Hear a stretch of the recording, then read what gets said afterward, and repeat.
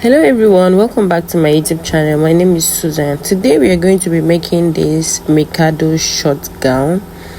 For us to make this, we are going to be needing about 2 or 2.5 yards of this Mikado fabric. This is just like, it's a cut together dress. It's just like you're making a boo-boo, but this is going to be a little bit fitted. So that's it. So thank you so much. If you're a returning subscriber, thank you so much for stopping by. And if you're seeing my channel for the first time, please do well to subscribe and turn on the notification button. Thank you, and let's get started, guys. So I've gone ahead to fold this fabric this way. So the one at the down part is actually the front, and I've kept about 2 inches this side, and that's the 2 inches I'm trying to roll the line. So we are going to cut it together, the front and the back. So it's going to be the neck that is going to be the difference. So I actually use 2 inches here. You can use 3, but I actually use 2, but it's 3 inches they use for the inspiration. So I used 2. By the time you open it, it's going to be 4. I took a shoulder measurement divided by 2, and whatever I added it there.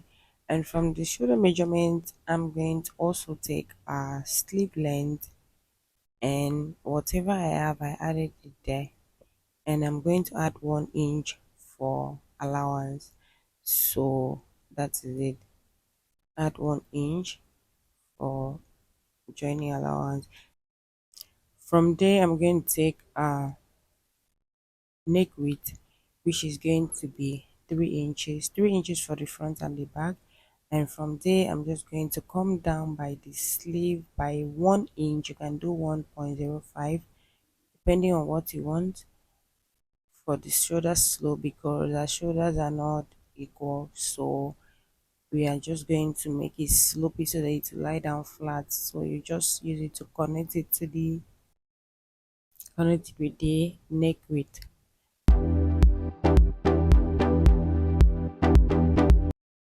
I'm going to go ahead now to take the neck depth for the front. This is only for the front.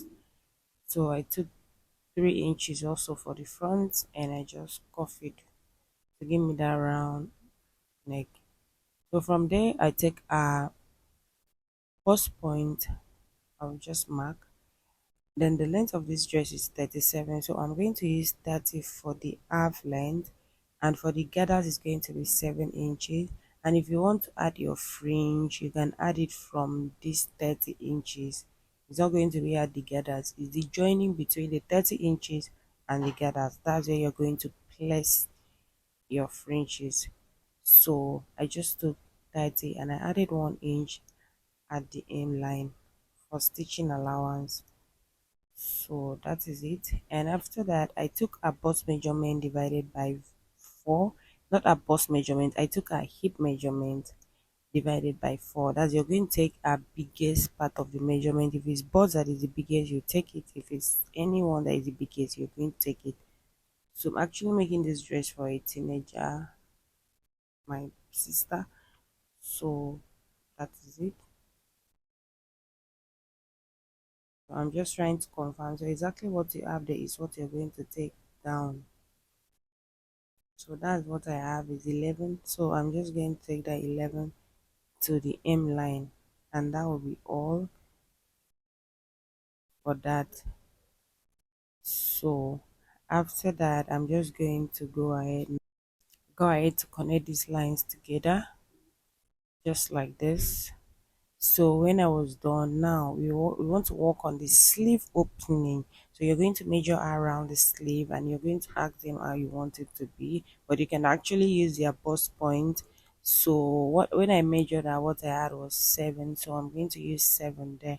So as akimoni always is, you have a slope at the down part of the sleeve. So that's what I did. I just came down by 1 inches at the down part of the sleeve, and I'm just going to connect it with a straight line from the upper to the lower part, and that's going to be all. So after that, I'm just going to go ahead now to curve our armhole because they are not straight. So I'm just going to look for a way you can come in by 1 inches and just cuff it this way to give you that round armhole shape. So I actually used 7 inches for the sleeve opening, and I added 1 inch, so that's like I use 8. So there's going to be allowance there, so I'm going to, that's it guys. So I'm just confirming what I have there, and I'm going to add extra 1 inch just for the allowance of the sleeve. Yep, so we are going to use that particular initial line that we have. So that is it guys. So I'm just going to connect it to the initial line that we have, and that is it guys. So I'm just going to, from the upper sleeve, I'm going to add ½ inch for joining allowance. That is what I'm going to use to join the shoulders together. So I'm just going to add about ½ inch, and I'm going to connect it to the neck width. So that is it guys. That is basically all for that. So I'm going to go ahead now to cut, and this is the front. I've already gone ahead to cut. This is the front. I've cut the front neckline, and now I want to cut the back neckline. So I'm just going to, is also, I'm using 3 inches, so, and I just used 1.5 inch for the back, and that is it. I'm going to cut. I use 1.5 for the back depth, and I still use 3 inches that we use for the front for the back width. So that is it guys. So after that, I'm going to also come down by, we're going to slant and open the back. We're going to slant and open the back, so we know exactly, because we're going to put a button. We are going to use a loop, and we are going to put a button for the back. If not, it will not enter our neck. So that's exactly what I'm trying to do right now. I was just measuring to be sure that they are equal. So from there, you can just come down by any how you want. You can come down by 3 inches, you can come down by 4 inches. It just depends on what you want, but I think you shouldn't. I think 4 inches is okay, because 4 plus what you already have, so that's like 5.05, so that should be all right. So that is it guys. So right now I'm just going to go over now and place it. This is how it is. This is the back side. This is the back side, and we are just going to go over now and work on the front. So you're going to go ahead and stitch this line. You can see, okay, this is me just cutting down. Sorry, I was supposed to, you know, do the other one before this one, but all the same. So this is me just cutting. You can see how the down part is. So, and you can see that our 2 inches is constant. So we are going to go over now and stitch it. This is going to be the front. I've ironed it. This is the front already. So I've ironed it, and this is what we have. I'm just going to, after I've stitched a straight line, make sure the line is straight. If the line is not straight, it will not sit very well. It will not lie down very flat. So this is me just major ironing it, and when I was done ironing it, I'm going to use bias to pipe the neck. Use bias to pipe the neck for both the front and the back. But when it comes to the back, the down part of that back, I'm going to look for alternative, because bias doesn't really give me that effect I want for the back, except I want to notch it, and which I don't want to. So I'm done piping the neck with my bias. So I believe you should know how to pipe your neck with your bias. It's just very simple. So this is it. I've also piped the back neckline. It's just remaining that line that we drew, our neckline. So what I'm going to do, I'm going to use a facing for that particular part, but it's going to be a very short facing, which is just going to be like a bias. So that is it. So I'm just going to use it, and I want the finishing to be very nice. So that is why I'm going to use, because if I'm using a bias, it actually wouldn't really come out very well. But you can use a bias if you want to. You can still try this one too. So anyone that works for you, that's fine. So that is it. So what I'm going to do, I'm just going to fold them. I'll make the edges to be smooth. You get, so the edges are going to be smooth, so both the front and the back is going to be neat. So that's it, guys. So I'm just going to place it on the back side. I'm going to place it on the back side. That's after I've folded all the edges.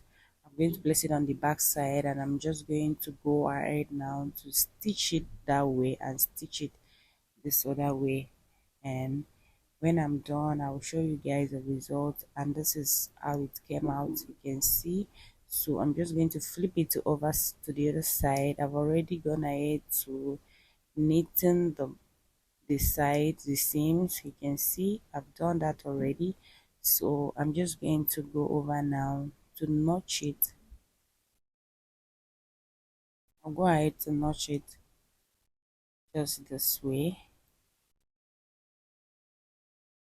Guys, please give this video a thumbs up. If you've watched this video to this point, please subscribe. If you haven't, give this video a thumbs up and turn on the notification button so you'll be notified whenever I post a new video. Thank you so much. And that is it, guys. So I'm just going to flip it over to the wrong side. Sorry, I'm going to flip it over to the wrong side. I'm going to stitch it this way.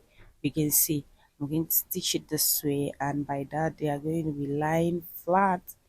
And this is it. I've already ironed it. You can see how it is. That's the back side, and there's nothing like puffing out. And this is the front, and you can see how it is okay. So right now I'm going to join the shoulders with the half inch that I added, or whatever inches. After I was done joining the shoulders, and I just iron it to lie down flat.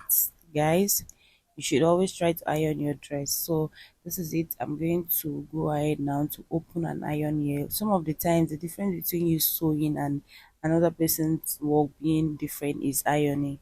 So this is it. So now we are going to use a turn up for our sleeve, because there is a turn up on the sleeve. So I'm just going to measure what I have on the sleeve. I think what I have here is 16. So I'm going to go ahead to cut an extra fabric of about 5 inches, just like this, because I'm going to fold it. So I actually cut more than 16 inches. Look at it, it's 5. So the width is 5. You can add your interfacing to it, but I'm not going to add it because this fabric is already thick. So that is it. So I'm done ironing it. Make sure you iron it. I'm done ironing it, and I'm just going to notch the midpoint. When I was done notching the midpoint, I'm just going to stitch it from the wrong side. I'm going to stitch it from the wrong side with half inch, and I'm going to flip it over to the front. And this is it. After I was done, I stop stitch, and I'm going to use Amy gum to put under, and I'm going to iron it this way, so it's going to stay. You get me? So I'm going to iron it this way with Amy gum. When I was done, guys, look at how it is. It's so neat. So we'll just keep that. So this is the down part, this is the gathers part. So it's supposed to be 7 inches, but I need some allowance to be able to fold it at the down and also to gather it. So I've already gone ahead to fold the down part and already draw. I've already stitched so I can gather it. So I'm just going to draw it to gather it together. So after I was done, I'll keep that aside, and I'll join the sides. I'll join the side this way. So you can join the gathers and then shape it at once, but I just want it to be easy for me because I want them to align. So when I was done, look at how it is. This is how it is. So I just left like about 1 inch, so I will use it to join with my gathers. and I'll make sure that everything is going to align. So this is how it is, guys. So I'm just going to go over now to my machine and I'm going to stitch it. As I'm stitching it, I'm arranging it so you can pin it down so it will be easy for you. And if your gathers is not enough, you're also going to still increase it, reduce it until it fits in. So that is it. When I was done stitching it, I'm just going to go over now to close the side and I'm going to iron it. So if you're adding your fringe, this is where you're going to place it. You place your fringe over that place. So I'm going to iron everything. Yes, that's the place you're going to place your fringe. The stitches are not going to show outside. So if you're placing your fringe, so that is it. So I'm going to open it and iron it first. I'll iron everything so they will lie down very flat. I also iron it when I was done. This is what we have, guys. You can see you already have exactly what we have on that picture. So I want to do the loop for the button because there is going to be a button at the back. So I just bought this button because I couldn't get a matching color, but you can use any one. It doesn't really matter. It might not even be showing. So I'm done fixing my loop. I use my bias. So now I'm going to attach a band to this dress actually. So I need this band. I need to add this one inside. So I'm going to open it and I'm going to add it inside. This is because so she can wear it anytime. I don't want to start placing it inside there to be like children's clothes. So this is it. You can see how it is. So she's going to pass the rope. You can just this band is just a very long one, so you can just do it. You can use our waist measurement times 2, and that's okay, or 3, because this is going to go only at the back, guys. So we are basically done with this dress, and this is how it is when I put it on the mannequin to snap so I could show you guys. This is how it came out. It came out very beautiful, guys. Thank you so much for watching, and please do well to subscribe and turn on the notification button. I share sewing tutorials on this channel. Thank you so much, guys. For my returning subscribers, I really do appreciate, and see you in my next one.